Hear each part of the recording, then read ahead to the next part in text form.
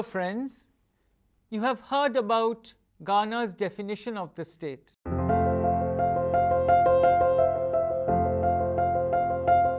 Let me remind you one more time. The state is a body of persons, more or less numerous, permanently occupying a definite portion of territory, independent or nearly so of external control, and possessing an organized government to which the great body of inhabitants render habitual obedience. Well, what kind of a state did we find in Mughal India? You know that the Mughals were basically invaders. They came into India and they gradually consolidated their realm, integrating a very diverse population. And they were great empire builders. So let us see how the process of state formation gradually evolved under the Mughals. We have seen that all through the Sultanate period, there was a constant struggle between the various Turkish groups and the Afghans. The disintegration of the Sultanate resulted in the emergence of various regional powers. Therefore, when Babur invaded India in 1526, the central power of the Sultanate had substantially weakened and there were a number of independent kingdoms. Besides, a large number of smaller autonomous chiefs were also ruling in different parts of the country. It is in this political milieu that a new ruling dynasty made its way to India, the Mughals. The Mughals were led by an able military commander and administrator from Central Asia named Babur. His successors subsequently consolidated his gains and established the Mughal Empire in India. So how did the frontiers of the Mughal Empire get extended? After the disintegration of the Sultanate, Babur was able to establish the foundations of an empire that lasted the test of time. The political circumstances in Central Asia and India were such as to play a major role in the foundation of the Mughal Empire. However, Babur could lay the foundation of the Mughal Empire, but before that, he had to wage several wars with local ruling kingdoms. He defeated Ibrahim Lodi at Panipat in 1526. Then he overpowered one of the biggest forces in North India, led by Rana Sangha in 1527. Babur's death in 1530 allowed Humayun to come to the helm. But unlike Babur, Humayun did not command the respect of the nobles, and his situation was also rather desperate. He was busy in Gujarat. Shesh Shah started consolidating at that time his position in Bihar and Bengal and moved towards Agra. Humayun was defeated in the Battle of Kannauj in 1540, and Shesh Shah was able to establish the Second Afghan Empire, which continued from 1540 to 1555. However, in 1555, Humayun was again successful in capturing Agra, Delhi and other places, and he lost territories from the Afghans and re-established Mughal rule. Then we come to the crest point of the Mughal rule. This is undoubtedly Akbar. After Humayun's sudden death, Akbar became the emperor at the tender age of 13, and Bairam Khan was made the regent. Akbar followed a policy of expansion after consolidating his hold on the throne. He won over the Rajput kingdoms to his side through matrimonial alliances or by invading the territories. He brought Gujarat, Bihar, Bengal, Punjab and the whole of northwest India under the Mughal control. Akbar even annexed Ahmednagar, Berar, Burhanpur, Asisgarh, etc. in the Deccan. The territorial expansion under Akbar gave a definite shape to the Mughal Empire. In terms of territorial expansion, in fact, please note that very little was added after Akbar. But the expansion of the empire continued nonetheless. Some territories were added during the realms of Shah Jahan and Aurangzeb in the Deccan and northeast India. Jahangir also followed the expansionist policy in the Deccan, but he could not get much success and lost few of the territories. Shah Jahan was able to take control of Bijapur and Golconda in 1636. Aurangzeb also followed an aggressive policy in the Deccan and remained involved in conflict with the Marathas for most of his rule. Under Aurangzeb, the Mughal Empire reached its greatest territorial limits and it covered almost the whole of present-day India. But his reign was marred by popular revolts of the Jats, Satnamis, Afghans, Sikhs and Marathas. The Rajputs emerged as an important base of the Mughals under Akbar and later under Jahangir and Shah Jahan. But there were challenges to empire building that the Mughals had embarked upon.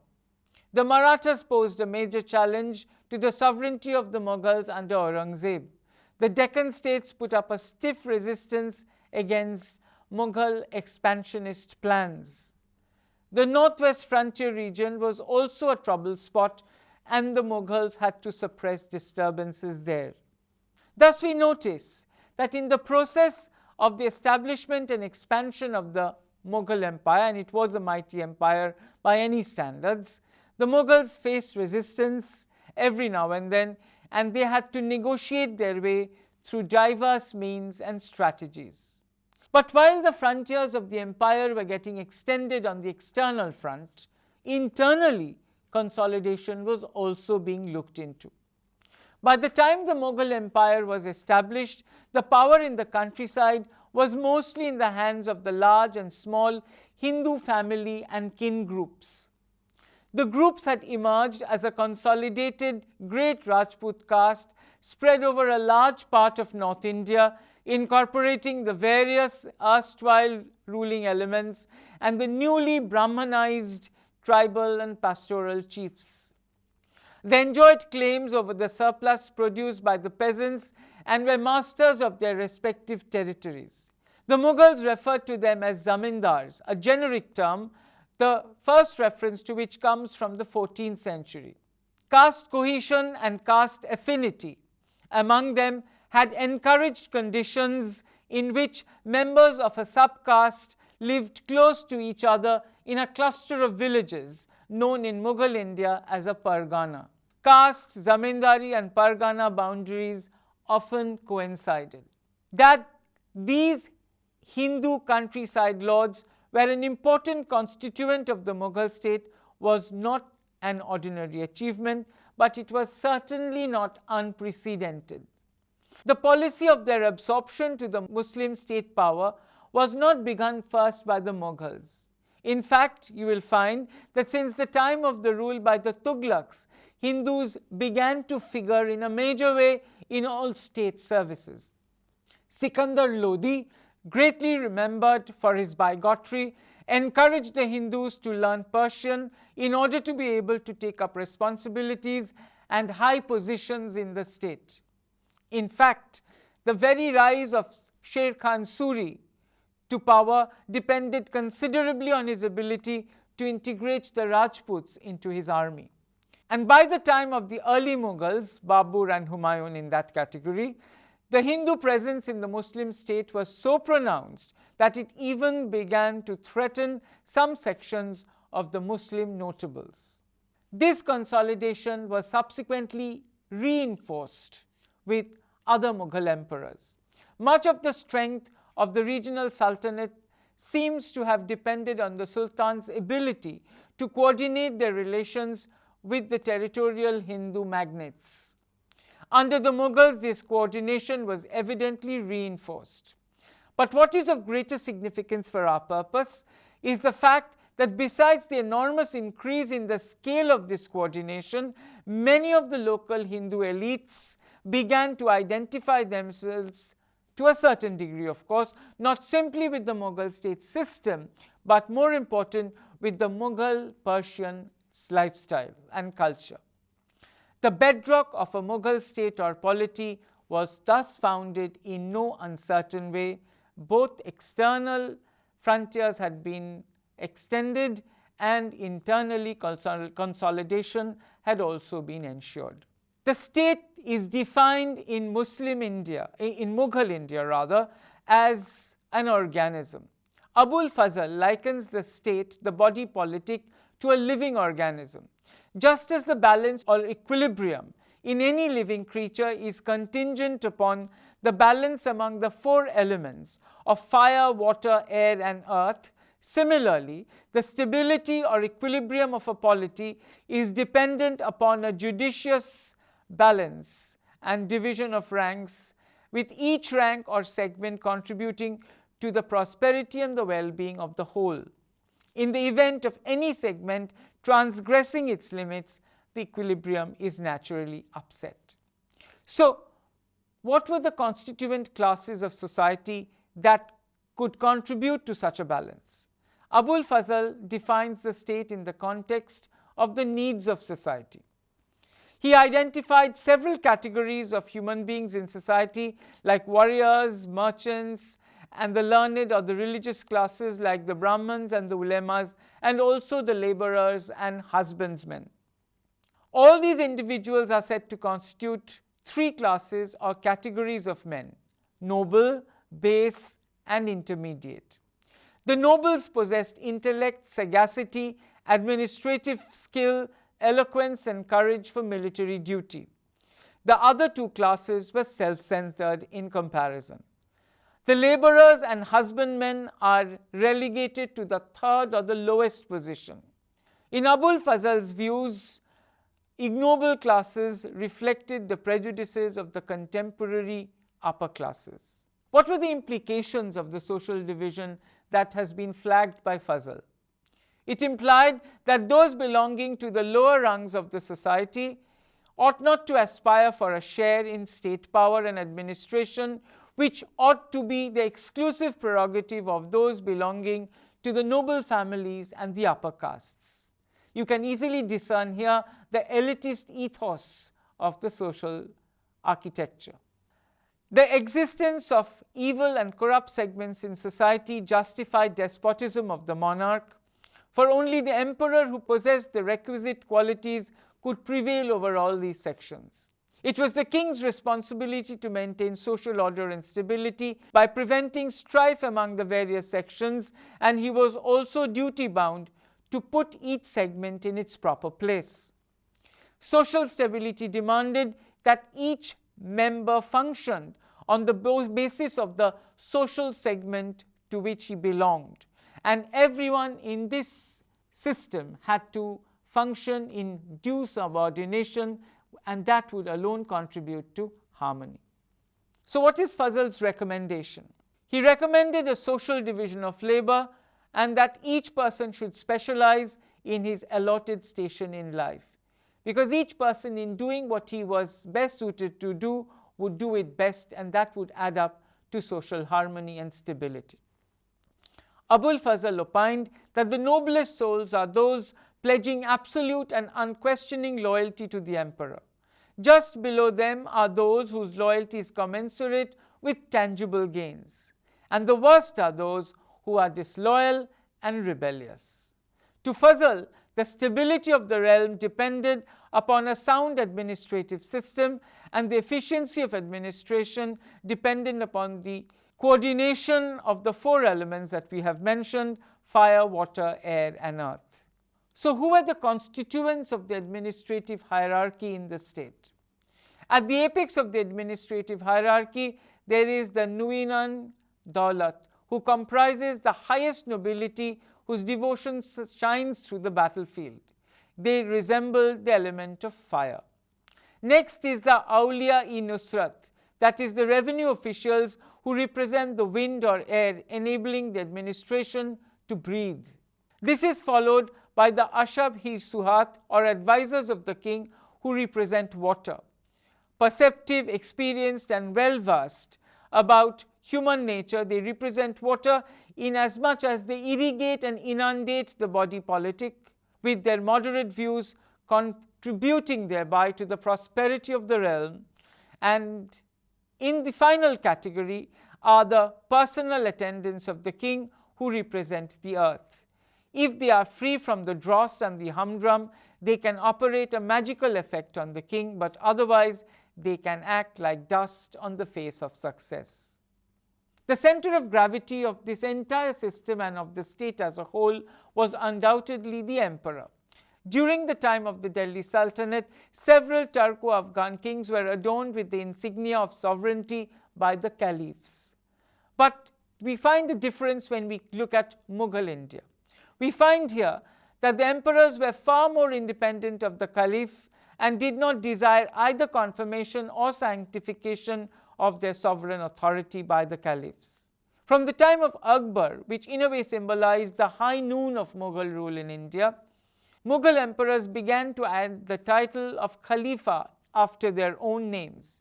This title they would use even in their correspondences with foreign powers. In practice, the Mughal emperors were the fountainheads of authority, exercising all-pervasive and immense power across the realm, perhaps even greater than that enjoyed by the Tudor or Stuart kings of England or the Bourbon monarchs of France. And this was undiluted and unchecked power. Despite the theoretical sway of the Shariat, there was virtually no check or limitation on the absolute power of the monarch. Under the circumstances, what really kept the sovereign in check was not a legal but a moral imperative.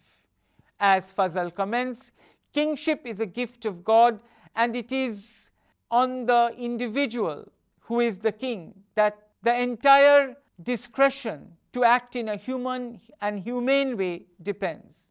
It is clear to the wise that a few among the holy qualities are magnanimity, lofty benevolence, wide capacity, abundant endurance, exalted understanding, innate graciousness, natural courage, justice, rectitude, proper conduct. These are some of the qualities highlighted in relation to the king by Abul Fazl. Indeed, Fazl has eulogized the traits of the sovereign in superlative terms. He wants the ruler to be generous, devoted, pious, and trustful in divine mercy, active and above religious differences. He emphatically, therefore, hails that the emperor is nothing short of the shadow of God on earth. And what we also find remarkable in Mughal India is that there is hardly any separation between the church and the state. In Mughal India, there was, in some sense, you could say, a vague separation between the church and the state. State officers were not monopolized by the Muslims. In fact, the Hindus constituted a considerable part of the administrative offices of the state hierarchy and even occupied prominent and responsible positions. However, the recruitment, conditions of service, promotion, and even disengagement of the personnel depended entirely on the discretion of the rulers, who were neither subject to any institutional check nor answerable to the aggrieved persons. Even the ulemas or the Muslim theologians were not consulted by the emperor in this regard. On the contrary, we find that it is the rulers who kept the ulemas under check. Although theoretically the Mughal state was underlined by the dictates of Islam and the rulers were expected to promulgate the injunctions and maxims and precepts of the Shariat, yet the state in Mughal India was not the sacerdotal state steeped in Islamic orthodoxy. It was rather a state where real authority was vested in the omnipotent will of the rulers. We find a distinct contrast between the Sultanate and Mughal India. Unlike in the heydays of the Sultanate, we find that in Mughal India the ulemas did not enjoy even a fraction of the power and the prowess that they enjoyed at the time of the Sultanate. In fact, during the reigns of Akbar and Jahangir, we find clear steps to curtail the power of the ulemas, and the Mughal emperors were always seen extremely keen to ensure that the Muslim clerics did not have much scope for intervention in the affairs of the state, where they would generally want to have a free hand. The Mughals nurtured a comprehensive concept of statesmanship and were always wary of the orthodoxy and the dogmatism of the fundamentalist ulemas, and endeavored to curb their tendency to establish a subordinate empire of their own, some kind of a state within a state situation. That is why we find that Mughal emperors never bothered to consult the qazis and the muftis on political matters. Therefore, the faqirs or Muslim theologians and priests could never become cogs in the administrative or the judicial machinery of the state. On the contrary, the king could even reverse the decisions of the qazis or the judges on appeal. The qazi was assisted by the Mir Adal or Lord of Justice, whose very task was to ensure that the judgment pronounced by the qazi did not in any way contradict or clash with the will of the emperor, nor transgress the customs and conventions of the land. The ulemas in Muslim India did not expect any substantial support from any organized power, and they never contemplated any act of rebellion against the emperor either. At times, even the land belonging to the ulemas were fortified by the king. The ulemas were therefore almost always yielding to whatever the sovereign had to say. But the Mughals believed in tolerance. Mughal policy was one of trust and tolerance. Dara Shikoh, the son of Emperor Shah Jahan, was one of the best embodiments of this tolerance, and he had a deeper and a more sincere appreciation of the Hindu, particularly Vedantic scriptures, even more than Akbar. Even Akbar's liberal policy was criticized in orthodox circles, but the criticism did not go far beyond murmuring and occasional grumbling. The absence of a strong and organized Muslim church in India enabled the emperor to exercise his sovereign power without any limitation as such. In fact, the emperor took several steps to institutionalize this sway of his determinate political will. For instance, after Akbar handed over the Sayurgal or the Madadi Marsh land for charitable purposes, the words Allahu Akbar were inscribed on the coins. And the most important landmark in this context in asserting the position of the emperor beyond any other in the empire is the famous doctrine of infallibility. In September 1579, the doctrine of infallibility was pronounced by the chief ulemas, which stipulated that if the emperor deemed it fit to pronounce a policy or issue a decree, then that would prevail because the position of the emperor was superior to the ranks of the mujahid. Subsequent to the proclamation of this doctrine, Akbar began to exercise authority both as Khalifa and which is leader of temporal authority, and also as Imam-e-Majahib, that is the wielder of spiritual authority. As a result, the Mughal emperor was firmly established and enthroned as the representative of God on earth. Jahangir and Shah Jahan also stuck to this liberal policy that had been inaugurated by Akbar, and Akbar was also at the same time an astute empire builder, and his liberalism was basically premised on his desire to impart legitimacy to the political realm by evoking sentiments of goodwill on the part of the diverse sections of the population. His eclectic religious creed crystallized in the form of Din Ilahi, and that bears testimony to his sincere attempt to bring within one fold followers of diverse religious dispositions like Hindus and Muslims and Jains and Buddhists. So the emperor remains the fountainhead of authority, and all his policies are basically geared towards ensuring that there is peace and order in the realm. Mughal emperors were the repositories of inalienable and ultimate sovereign power, and there was no institutionalized structure for legal or constitutional resistance against the will that they chose to profess. They were at one and the same time the head of the military and the supreme commander of the armed forces, the head of the administrative apparatus of the state, the chief decision-making executive, the fountainhead of justice, the supreme controller of finance, as well as the source of all domestic and foreign policies. So we find that in Mughal India that all powers are basically fused, all ultimate powers are basically fused and concentrated in the Mughal emperor, and there is no separation but concentration of power. The Muslim wazirs and diwans were not governmental functionaries and not responsible ministers. Hence, they could not claim any representative character, nor could they pose any serious challenge to the monarch's authority. The Mughal emperor was not only the focal point of the state, but the center of all power, and even held the purse strings of the state.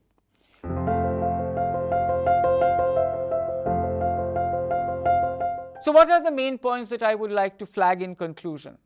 That political theory that developed under the Muslim rulers in India from 1206 AD to 1757 AD, and that's across a couple of centuries, this may best be described as a defense of theocratic military autocracy. With such emperors like Akbar, we also come across the fact that this theocracy was tempered with a healthy dose of liberalism and tolerance, all intended to add to the consolidation and the peace and order of the realm.